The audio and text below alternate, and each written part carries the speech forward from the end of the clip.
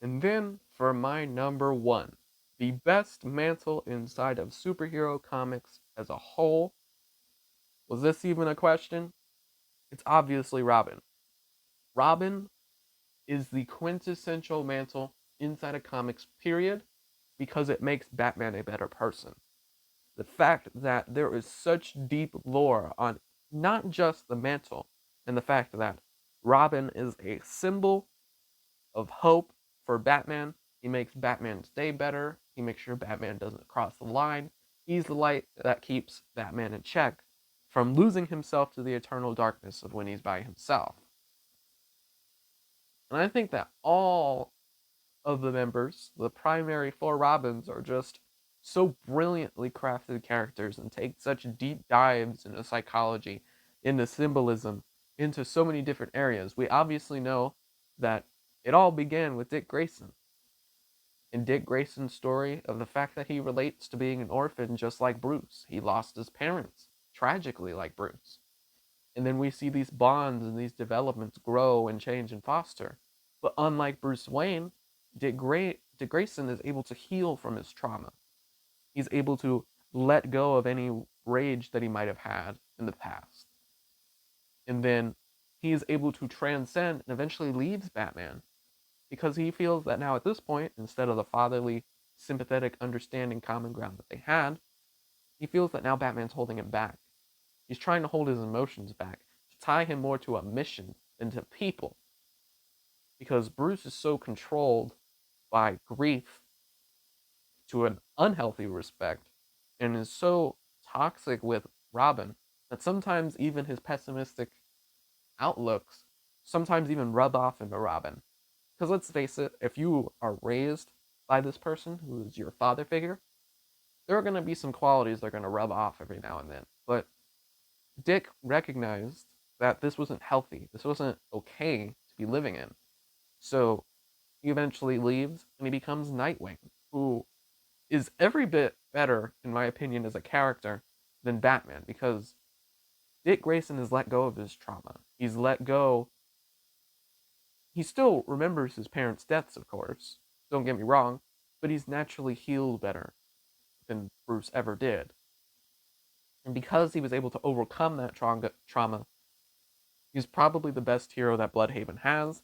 He is Bruce's most trusted friend, more, more so than anybody else, with the only exception being Alfred, which, as of recently, Bane killed him, so there's that. But then we go on to the opposite end of the spectrum with Jason Todd, and the fact that Jason Todd has a very opposite effect of what Dick Grayson had. After stealing the tires from the Batmobile, he gets taken in, trained to become a Robin. But unlike Dick Grayson, who had this compassion, who had this charm, who had this brilliance to him, Jason had a bit of a darker edge.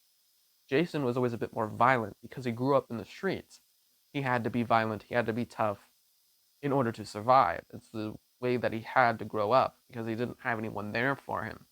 And even though he is trying to grow in the way that Bruce wants, he can't really suppress this darkness that is inside of him.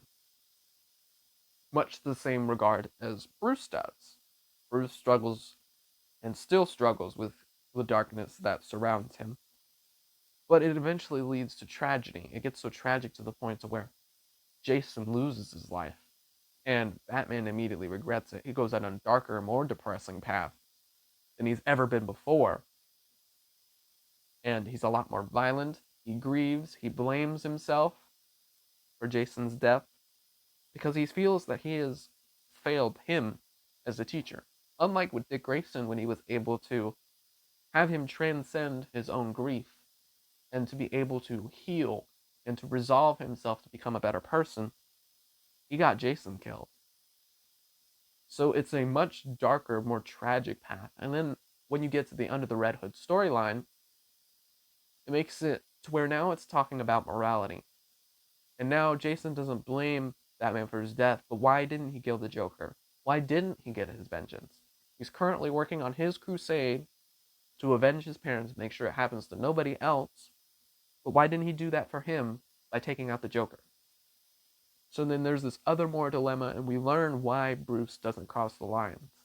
And it becomes this deep philosophical reasoning to where now Robin isn't just the light to Batman's shadow, but sometimes it can even be a bigger hole inside of Batman. And that brings me on to Tim Drake, who now is trying to pull Batman again out of this darkness, much in the same way that Dick did. But unlike the other two Robins, there wasn't really anything initially that Tim Drake related to Batman with. There was no orphaned common background like Dick had. There was no rage or darkness that Jason had. But Tim was brilliant. Tim is a brilliant detective who figured out Batman's identity before even meeting him and was able to prove himself as a Robin through his brilliance. He might have not been as gifted or as angry or as strong as his predecessors, but he brought Robin into the light because he felt he volunteered to be Robin, to be the light to Batman's shadow, and to be able to use his brilliant detective mind in order to do so. So now we see that there are 3 Robins, and they all are basically like sons to Batman. And then we get to Damien Wayne. Damien Wayne is the legitimate son of Bruce. But the biggest difference, and honestly the biggest criticism that people have about Damien, is that he's super unlikable. Well, let me try to convince you a bit about Damien. Put yourself in Damien's shoes as I explain all this, okay? So, you were raised by a group of assassins for 11 years of your life. 11 years is a lot of development of who your personality becomes, what your ideals are going to be, and especially is important around the people who you were raised by. This whole time, you're never told that you had a father, that the only closest father-like figure was your grandfather in Ra's al Ghul. Ra's al Ghul is talking about this ideals and how it's okay to kill, and how we are trying to restart the world and that sort of thing, and that you are to become the next head of the demon, because you are the best of the best of us. You are a ghoul. You are the offspring of the world's greatest detective, and probably one of the best assassins to ever exist. So you are constantly gaslighted, and your ego is going to be inflated at that. That's just a natural thing that would happen. So now you're super egotistical, because that's all you've been told all your life is that you're great, you're perfect, there's nothing wrong with you, there's no flaws, you are the perfect specimen of an assassin, and you are trained to kill because you're an assassin. And then by the time you actually do meet your father, you realize that he's not the person that you thought he was. Because you've been hearing stories about your father and always have had this curiosity of if he would be like you. But you come to find out that he's a very different person. You come to find out that he's a bit more compassionate, that he doesn't kill, that he does have an ego, but he tries to put yours in check. But now you think, there's nothing wrong with me. I kill because it's necessary. I'm the best because I've always been told I'm the best. So there's no way that you telling me that I have flaws is applicable to me. It's null and void. And the fact that they don't get along with their morality and that sort of thing is a very different relationship that Bruce has with Damien that is unlike with the other Robins. The other Robins, for the most part, were able to heal or take something from Bruce, to where Dick was able to take everything he learned from Bruce and how to overcome his trauma, became Nightwing. Jason fell to the darkness and became Red Hood. Tim used his intellect and was able to reestablish hope within Batman once again. Now with Damien now has something to give to Bruce. Damien has a different outlook, a different perspective on life, and they have to learn to work together. That's never happened before. Batman's never had to learn, really, to work with somebody that he didn't already mold. Batman molded Tim. Batman molded Jason. Batman molded Damien. Molded Dick Grayson, excuse me. But he never molded Damien. Damien was already molded into the person that he was by his mother and by the League of Assassins.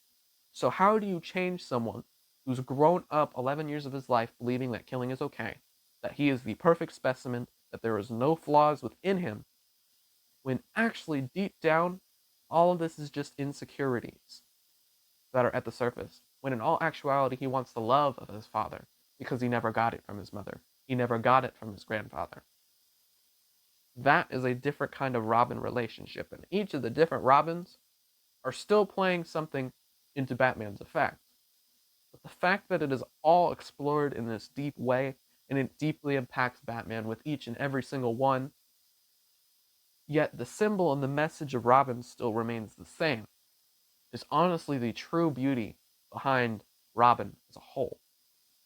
So let me know down in the comments below.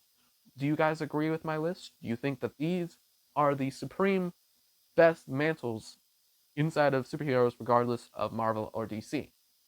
Was there any other honorable mentions that I should have mentioned? Let me know down in the comments below. But otherwise, I will see you guys in the next video.